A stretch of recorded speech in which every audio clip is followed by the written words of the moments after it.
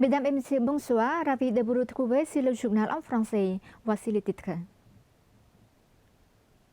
Dans la matinée du 8 janvier 2025, Smek Mohamed Thepdei Honmanet, Premier ministre du Royaume du Cambodge, a accordé une rencontre à une délégation de la Fédération du riz. Lors de la rencontre, le Premier ministre encourage la Fédération à promouvoir la qualité du riz. Au cours de la rencontre avec la délégation de la Fédération cambodgienne du riz, dirigée par Neong Nha Honla, président du conseil d'administration de la Fédération cambodgienne du riz, le Premier ministre Smek Mohamed Thepdei Honmanet a appelé la Fédération cambodgienne du riz à promouvoir la qualité du riz du Cambodge, car le riz est l'une des cultures stratégiques à long terme pour le royaume. Le chef du gouvernement royal a encouragé la Fédération cambodgienne du riz à continuer de coopérer plus étroitement avec les ministères et institutions concernées du gouvernement royal pour promouvoir les exportations directes vers les marchés internationaux avec des produits à valeur ajoutée, ainsi que pour participer à la formation des agriculteurs en compétences techniques pour améliorer la qualité des produits et augmenter la productivité et pour promouvoir une large diffusion des progrès de la production de riz cambodgienne. Smek Thepdei a hautement apprécié la Fédération cambodgienne du riz pour sa précieuse contribution au gouvernement royal dans le développement du secteur du riz et a souligné que le secteur agricole joue un rôle important dans l'amélioration des moyens de subsistance du peuple cambodgien et le développement socio-économique du Cambodge. Le Premier ministre a souligné que le gouvernement royal continue de donner la priorité au riz, qui est la culture stratégique à long terme du Cambodge, et a décrit les politiques nécessaires pour soutenir la culture du riz et assurer la compétitivité du secteur risicole cambodgien en construisant des infrastructures de connectivité, en rationalisant les transports et en réduisant les coûts de production, ainsi qu'en promouvant la priorité de la chaîne d'approvisionnement nationale et les exportations vers les marchés internationaux.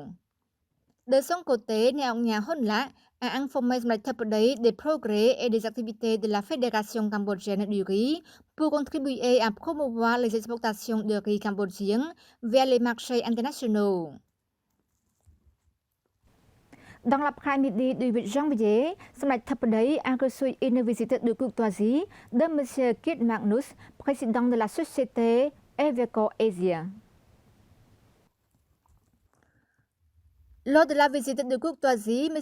Kit Magnus, président de la société Ansi Iveco, a salué le développement du Cambodge dans tous les secteurs et a hautement apprécié l'introduction par le gouvernement royal de la stratégie pentagonale Phase 1 pour réaliser la vision du Cambodge 2050. La société Ansi Iveco a exprimé son intérêt à renforcer la coopération avec le Cambodge dans les secteurs des énergies renouvelables, de la santé et du tourisme. De son côté, Smek Thepdei Honmanet a salué l'intérêt de l'entreprise et a souligné la politique de développement énergétique du Cambodge avec l'utilisation actuelle de plus de 62% d'énergie renouvelable et un objectif fixe d'atteindre 70% d'utilisation d'énergie renouvelable d'ici 2030. En outre, le chef du gouvernement royal a aussi souligné l'introduction de politiques visant à soutenir le secteur de la santé, tels que le renforcement et l'expansion des services de santé dans le pays. Smek Thepdei a mis l'accent sur les nombreux autres domaines potentiels du royaume, notamment l'agriculture, l'industrie manufacturière, les finances et la banque.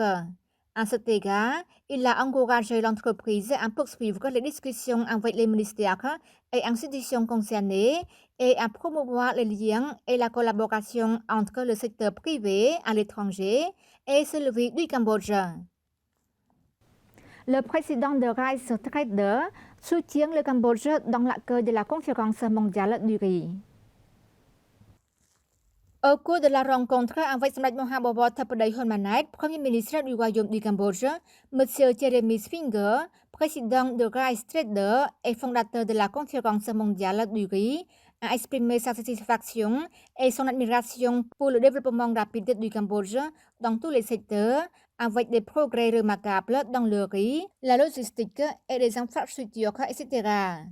M. Swinger a également exprimé sa confiance optimiste dans le potentiel du Cambodge et a facilité le riz cambodgien pour avoir remporté le prix du meilleur riz au monde lors d'une conférence tenue à Manille, aux Philippines, en novembre 2024.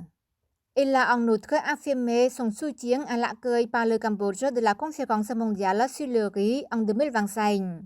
En outre, il a exprimé son plaisir d'avoir collaboré avec le Cambodge pour promouvoir le secteur du riz. Dans sa réponse, Smriti Thappadej Hunmanait a remercié M. Jeremy pour avoir soutenu l'accueil par le Cambodge de la conférence mondiale sur le riz 2025 et a souligné que le riz restait une culture stratégique à long terme pour le Cambodge, même si le pays progresse vers l'adoption des secteurs industriels et manufacturiers. Smriti Thappadej a aussi souligné les principales politiques du gouvernement visant à stimuler la production de riz du Cambodge pour améliorer la compétitivité, ainsi qu'à développer les infrastructures et la logistique pour faciliter le transport et réduire les coûts. Dans la matinée du 8 janvier, l'École royale d'administration a organisé le programme de don de sang pour sauver des vies. Ce programme s'est déroulé sous la présidence de son Excellence Hun Mani, vice-premier ministre, ministre de la fonction publique et président du conseil de l'École royale d'administration. Selon son Excellence Yu Bonna, secrétaire d'État du ministère de la fonction publique et directeur de l'École royale d'administration, l'École royale d'administration a organisé 6 programmes de dons de sang depuis 2016 avec un total de 659 bénévoles participants. Pour le 7e programme de 2025, les participants sont passés à 209 personnes, parmi lesquelles des dirigeants, des fonctionnaires et des agents contractuels du ministère de la fonction publique et des étudiants de l'École royale d'administration. Dr Sokpo, président du Centre national de transfusion sanguine du ministère de la Santé, a informé qu'en 2024, nous avons besoin d'une unité de sang toutes les 5 minutes pour sauver la vie des patients. La demande quotidienne totale de sang est supérieure de 300 à 350 unités à Phnom Penh. La demande de tout le pays s'élève à près de 143 143 unités et le Centre national de transfusion sanguine couvre plus de 75% de l'approvisionnement en sang du pays. Cependant, les dons de sang volontaires et non payés ne couvrent que 25% de la demande dans notre pays, alors que dans les pays voisins, le don de sang volontaire peut couvrir jusqu'à 99% de cette demande selon l'Organisation mondiale de la santé. Dr Sokpo a ajouté le don de sang n'a aucun impact sur la santé et une seule source de sang provient des humains. Aucune usine ne peut le produire. Son Excellence le vice-premier ministre Hun Mani a déclaré que le manque de sang pour sauver la vie des patients est un défi qui doit être relevé. Il a poursuivi le gouvernement royal par l'intermédiaire du ministère de la Santé s'efforce d'élaborer un cadre politique pour le don de sang et une loi de gestion des dons de sang pour encourager tous les types de personnes à donner gratuitement du sang à 100%, ce qui est une recommandation de l'Organisation mondiale de la santé. Son Excellence Nét Petra, président du groupe de travail du gouvernement royal pour aider la province de Kraje, a présidé la célébration de la journée de la victoire du 7 janvier à la province de Kraje.